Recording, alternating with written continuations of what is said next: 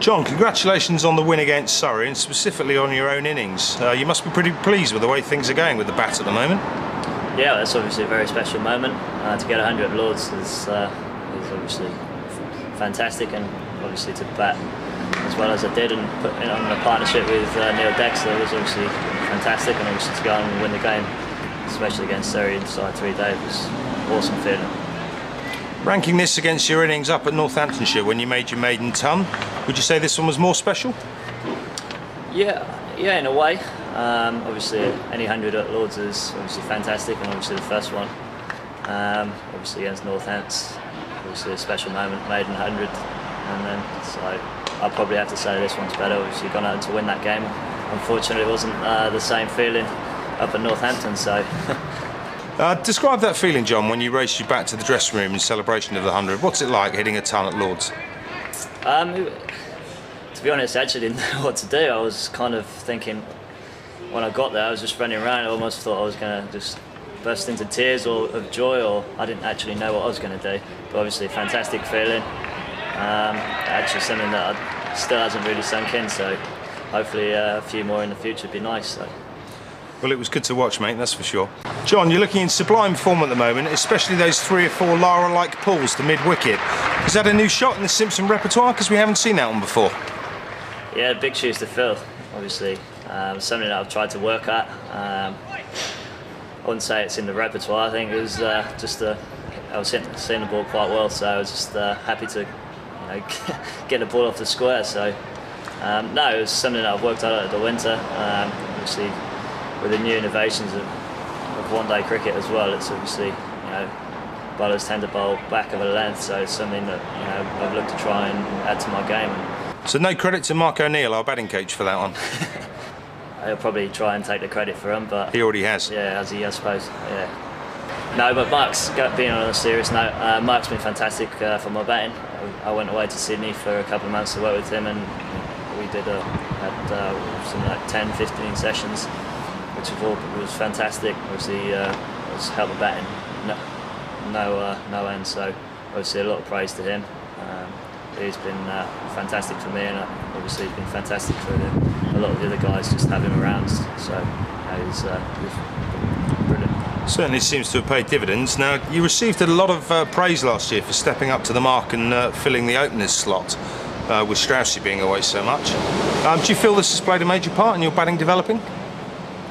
Yeah, I think so. Obviously, it's to get the opportunity to go up to the top of the order. Obviously, at Sussex, getting to bat with Straussy was obviously a great moment for me.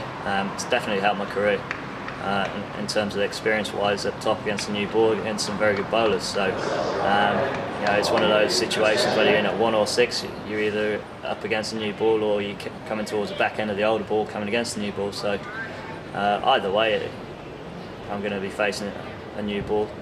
So, it's definitely, I would say it's definitely helped me. Okay, moving on to your wicket keeping, John. You're looking in fantastic nick behind the stumps as well. You've worked hard on that throughout the winter?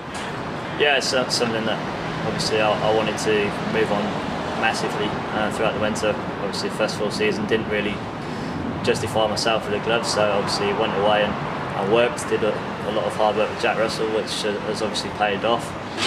We did a lot of stuff in Finchley, and then when I went away to Sydney, what did I do, about 10 sessions with Steve Ricks, and obviously he's obviously helped me along the way, and he was fantastic as well. So that's something that I've definitely tried to improve, and obviously great that they're going in nicely at the moment. So long may that continue. Well, it seems that way, John. You've already got 19 victims this year compared to 44 throughout the whole of last season. You set yourself any targets for the year?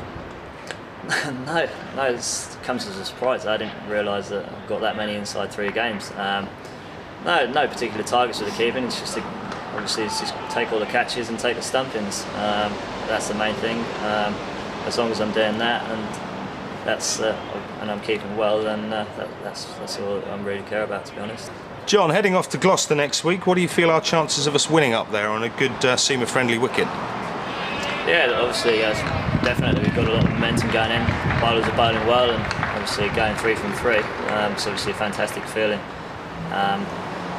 We've got the momentum heading in, so I'm definitely sure we can roll Gloucester over. hopefully inside 3 days again, and keep that 3-day winning feeling going. But if he goes to 4, then you know, we've got the squad of players to either way win the game, or whatever happens on the inside the 4 days, do what's necessary to get the job done, like we did at Derby.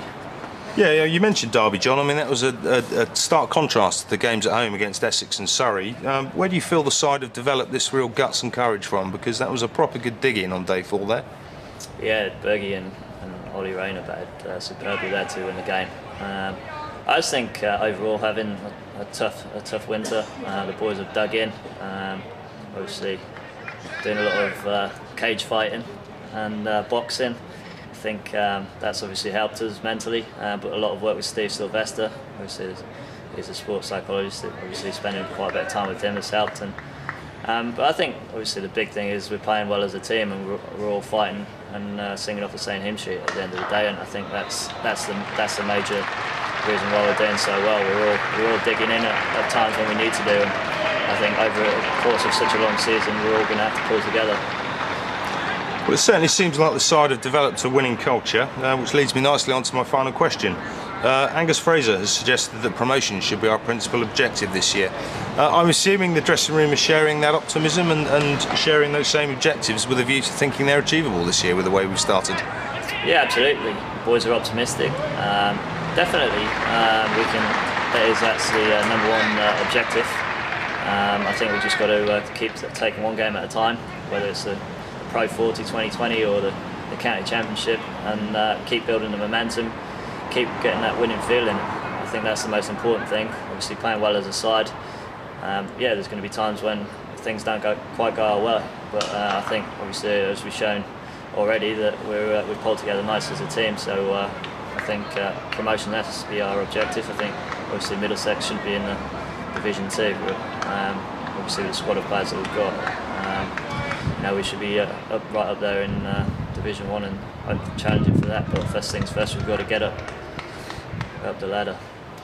John, thanks for your time, mate. It's been brilliant. Pleasure. Cheers.